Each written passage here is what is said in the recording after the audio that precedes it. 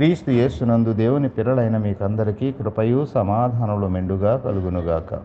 ఈ ఉదయం కొరకు ప్రభువు అనుగ్రహించిన తన జీవపు వాక్కు పరిశుద్ధుడైన లూకా రాసిన శుభవార్త 5వ అధ్యాయం 8వ వచనం. సీమోను పేతురు అది చూచి యేసు మోకాళ్ళ ఎదుట సాగిలపడి, ప్రభువా, నన్ను విడిచిపొమ్ము, నేను పాపాత్ముడునని చెప్పాను. పశ్చాత్తాపం. అసలైన సిసలైన పశ్చాత్తాపానికి అనంతమైన దేవుని ప్రేమయే అసలైన ప్రేరణ.